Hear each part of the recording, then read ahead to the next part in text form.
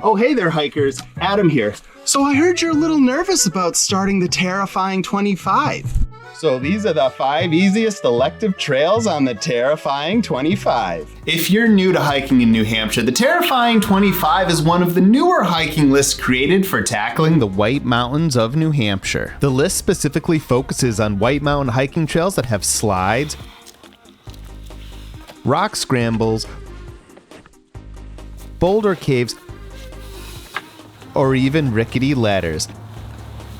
Basically anything to terrify you while hiking. The list includes 20 required trails and then 5 elective trails from a greater list of 14 trails for a total of 34 possible hikes. Now, starting this list may seem intimidating, but the 14 elective trails are typically easier than the 20 hikes on the main list. So today I'm highlighting the absolute 5 easiest Terrifying 25 elective trails for those new and beginner hikers. We're starting off on the easiest trail with Goodrich Rock. Located near Waterville Valley, New Hampshire in the White Mountain National Forest, the trail you'll follow is an out and back trail that is around 4 miles total with an elevation gain of around 750 feet. This trail is probably the simplest one for me to rank as the absolute easiest trail on this list because there's not a whole lot to it. There are not a lot of tricky elements. The trail isn't very long. It's not very steep. The trail itself isn't rough. The only tricky element on this whole trail is that 20-foot ladder leaned up against Goodrich Rock itself, and it's quite a substantial ladder at that. Look at how big and thick those rungs are, and there aren't even any rungs missing, and you don't even have to do a ladder transfer. This is probably the Cadillac of ladders here in the White Mountains, and a good one to get your feet wet. And the trail to that ladder is so straightforward. Like I said, it's only 4 miles total, and over 2.5 miles of those 4 are completely flat. That's over half of the hiking distance is on completely flat trail. That's because you're basically following a cross-country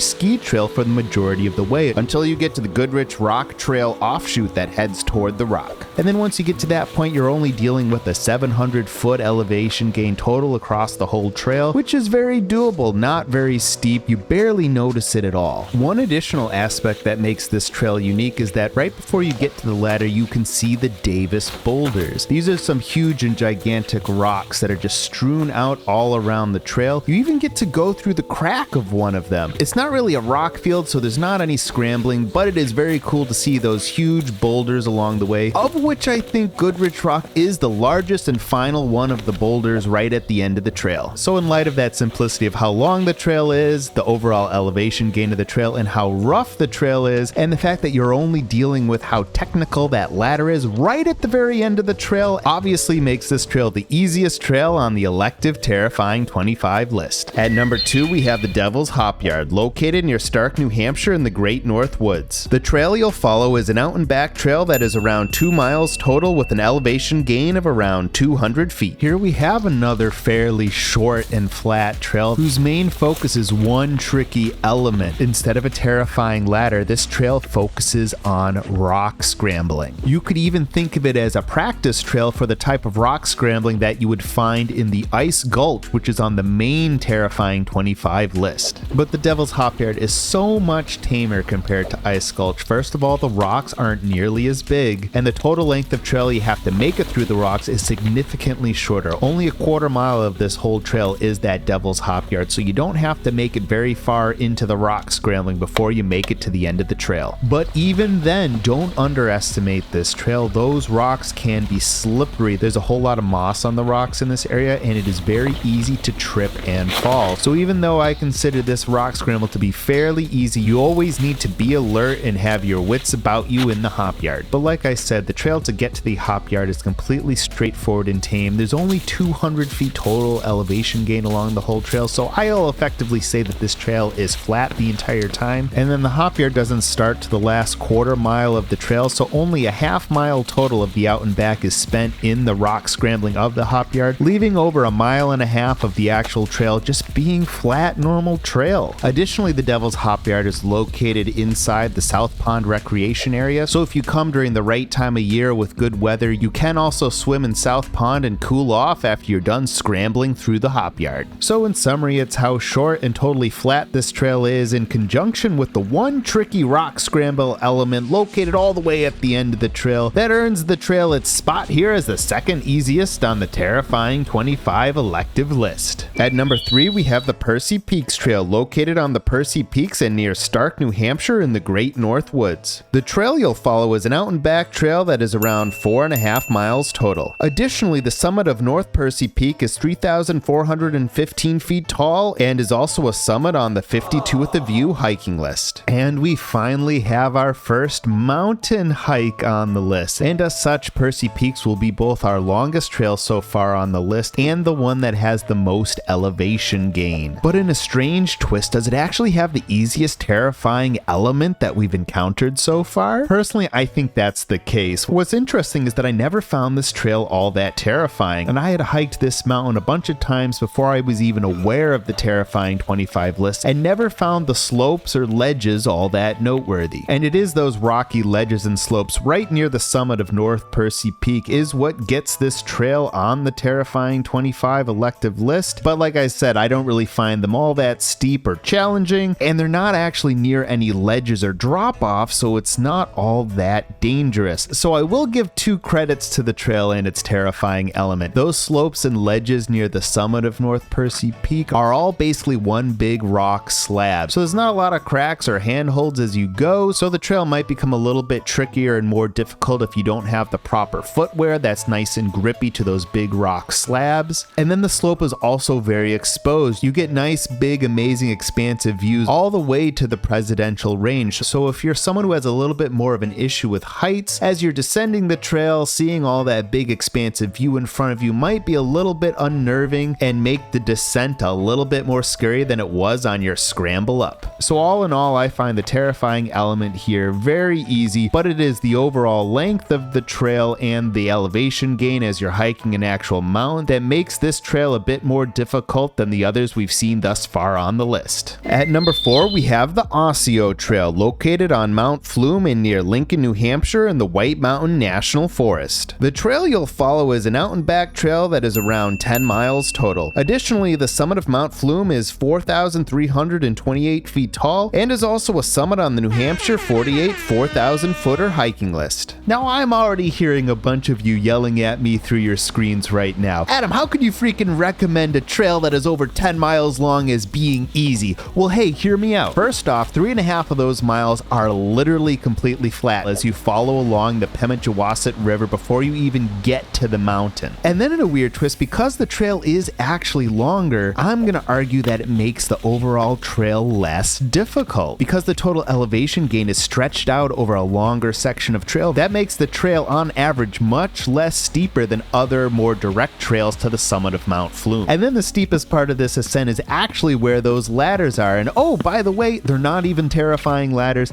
they're more like terrifying staircases, making them even easier to ascend than other ladders on this list. But at the end of the day, these are still mountain staircases. Don't forget that. They're much steeper than normal staircases, and of course, there are no handrails. So that would make them a little bit more difficult and terrifying than normal. And also, don't forget, if it has been raining out or it's a little bit damp, it could make the wood of those staircases extra slippery. So always be sure to pay attention to that and be aware of your surroundings as you're making your way up these staircases. In summary for the Osseo Trail, it's the overall length of the trail, the fact that you're climbing your first 4,000 footer that's appeared on this list, resulting in a much larger elevation gain, and lastly, how steep those many terrifying staircases are that bring this trail all the way to its spot here as one of the harder easy trails in my ranking. And for our final easy elective trail, we have the High Cannon Trail, located on Cannon Mountain and near Franconian Notch in the White Mountain National Forest. The trail you'll follow is a loop trail that is around 6 miles miles total. Additionally, the summit of Cannon Mountain is 4,100 feet tall and is also a summit on the New Hampshire 48 4,000 footer hiking list. And here we have another 4,000 footer. I'm just as surprised as you that this trail is making my list of the easiest hikes on this elective list. That just goes to show you how tough even the elective trails are on the terrifying 25. But when you truly examine the trail, you realize even though it is very steep, that the trail is not a very long one, only 4 miles total if you take the direct route out and back straight up and down the High Cannon Trail. And the terrifying ladder itself is very simple, being a rather short ladder on its own and offering no tough transfers as you make your way along it. I will admit though that ladder probably is a lot more intimidating on the way down. If you're looking out at the view facing away from the ladder, there's a nice big opening so you can see just how high up you are, and that is a little bit more terrifying. When you're facing the opposite way as you're climbing up facing the rock face, not seeing this view as you're climbing it, it definitely makes it a whole lot less terrifying. Because there really isn't that much space under the rungs of the ladder, you feel like you're nice and close to the rocks the whole time. One other thing that I think is fun to include on your hike of the High Cannon Trail is a slight little detour over to Lonesome Lake. This is such a picturesque mountain lake with great views of the Franconia Ridge and Cannon Mountain across the lake as you make your way around it. It's so calm, peaceful, and fun as you hike along the planks that go all the way around the lake, and it's not all that far from the High Cannon Trail. You can include it along with a detour off of the Dodge Cutoff Trail, or even include part of the Lonesome Lake Trail on your way up or down Cannon Mountain as you're tackling the High Cannon Trail. So in summary, I included the High Cannon Trail on this easiest list because of how short the overall trail was, in spite of how steep it was and how simple that ladder climb was, making it the hardest, easiest trail on the elective terrifying 25 list. But hey, that's just my opinion. Now go get hiking.